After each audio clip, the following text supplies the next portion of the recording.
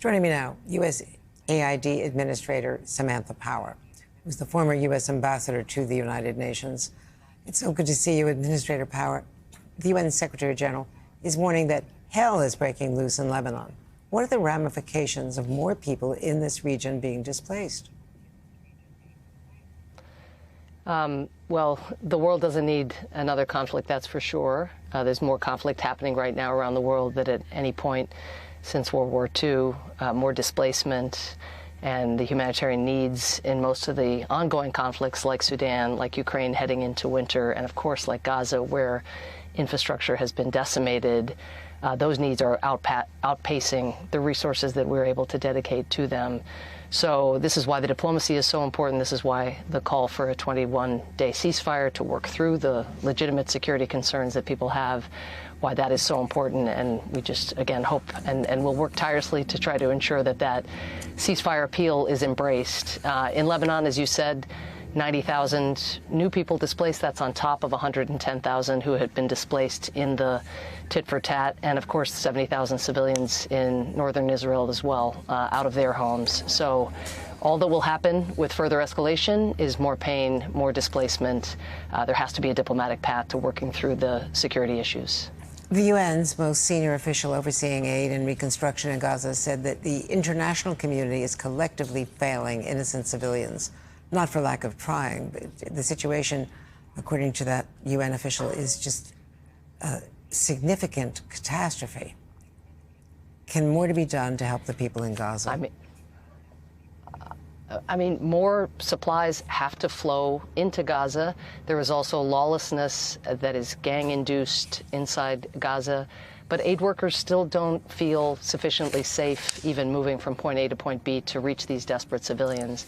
So, again, we have to see an end to the incidents where clearly marked vehicles are fired at. There has to be better civilian protection. Civilians who come out to food distributions don't feel safe, even when it's a UN distribution or one of our trusted NGO partners. And that's about, again, the IDF being much more careful about the way they conduct military operations. The one good thing is the polio vaccination seems to have worked. I want to ask you about a dissension within the administration. There were reports that in April, USAID submitted a report to the State Department that Israel was blocking medical aid and food. And of course, if that were deemed, to be happening, that would mean the U.S. would cut off weapons. In May, the Secretary told Congress that Israel was not blocking aid, or that it was not a significant factor. So the President, clearly, and the Secretary decided to discount the findings by their own agency. Well, I think the Secretary, the President, everyone has been clear that more aid needed to flow, that there were too many blockages at different stages. There's been modest improvements over time, but like I said just before, that these processes have to be streamlined. We're heading into winter.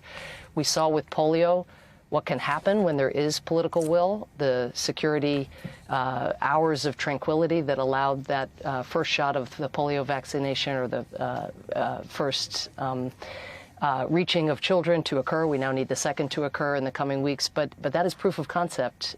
We need exactly that kind of political will, political leadership, and security enabling environment in order to prepare Gazans for this brutal winter that lies ahead. And remember, Andrea, I was on probably last year talking about how bad the conditions were. This year, you don't have Rafah. You don't have buildings into which people can flow, even if they're overcrowded. It's all tarps and extremely rudimentary conditions on the beach and in a humanitarian zone, a so-called safe zone, that is actually smaller than Dulles Airport, where 1.5 million people have now congregated. So I think whatever about any internal deliberations that we may have and a report from months ago, our focus is on how finally do we get the equivalent of an easy pass for humanitarian assistance so that in advance of a brutal winter, people can be reached. I know, and at times, Kerem Shalom and the Rafah crossing are closed and aid can't get in. I do want to ask you about something that you and UNICEF are working in partnership on, which is trying to eliminate lead that is poisoning children in low and middle income countries. And these numbers are staggering. And Tell me about that joint effort. Well, thank you for raising it. There's almost no awareness of this, not only in our country about what's happening in developing countries, but in the countries themselves. At the height of the Flint, Michigan-led crisis here in this country, 1 in 20 kids had lead poisoning. Right now in developing countries, it's 1 in 2. And the global investment in addressing this scourge is about $15 million, which is a tiny fraction of what we collectively have invested in dealing with diseases of much lower burdens or much lower prevalence. So we've launched this coalition with 10 times that amount, with $150 million. We have 60 partners, 25 countries.